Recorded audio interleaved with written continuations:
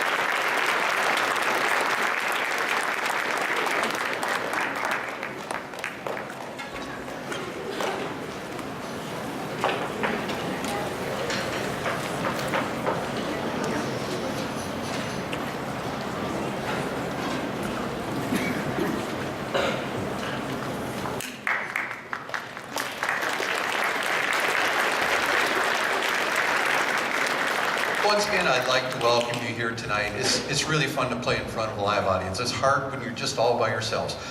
This next piece, Christmas Truce of 1914, just came out this year. And when I saw the title, I said, we have to do this piece, if for nothing else than to tie in the whole literacy movement that is going on in middle school right now. We're working on informative text and teaching students how to decipher the text and understand what's going on. The Christmas Truce of 1914 has a great story behind it. Of course, we learned that it goes on during World War I. And we were able to talk about the composers of this piece, Gustav Holst, who happens to be British, happened to be, and Franz Gruber, who is Austrian or German. Now, the importance, if you don't mind my telling a little story, they know I tell stories. The importance of this piece and the truce goes like this. Gustav Holst wrote this piece of music called The Planets. And in The Planets, he wrote distinctive music for each planet. And we're talking now about the planet Mars. And if you know anything about Roman mythology, Mars was the Roman god of war. In this piece, you'll hear something that's very much like war. And of course, Franz Gruber is credited with writing Silent Night. Very traditional Christmas tune. Now in World War I, 1914, we had the British entrenched on their side. We had the Germans entrenched. And it was Christmas Eve, December 25th, 1914, 24th. Sorry. Someone, it's rumored that it was on the German side, started singing Christmas carols. Over on the British side, they started in. It was kind of a trade-off. Now, what was cool telling the students about this was picture the nastiness of war and all that happens during war. And here they were, Christmas Eve, these combatants were working back and forth, singing Christmas songs to each other. In fact, it got to the point they came out of the trenches, which of course was unheard of.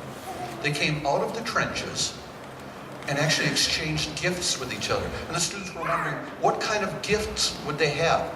Well, the British really prized the buttons from the German uniform. So the German people would actually take the buttons from their uniform and give it to the British soldiers.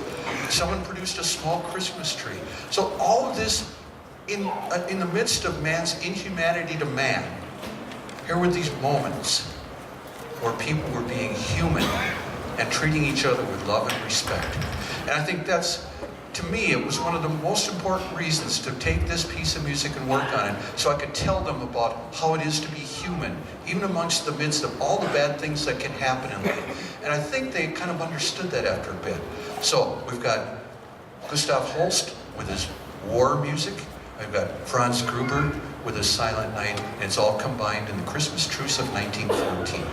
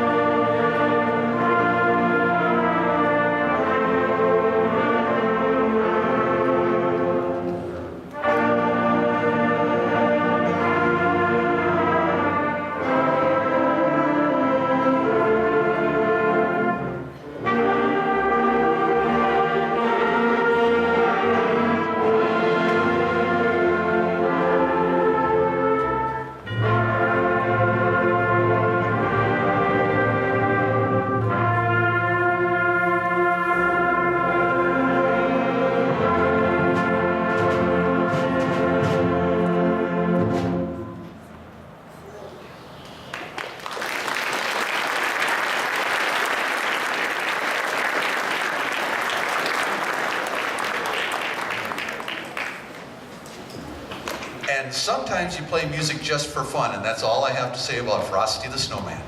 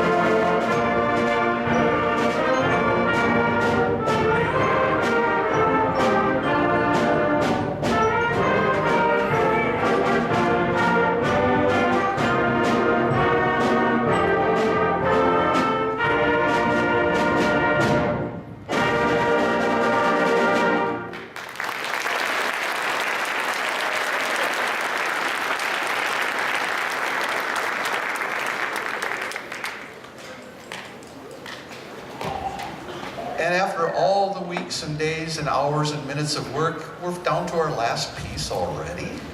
It hardly seems possible for the 7th grade anyhow. Colors of Christmas is, you'll hear a lot of little snippets of very familiar tunes, so you have to pay attention, they go by quickly.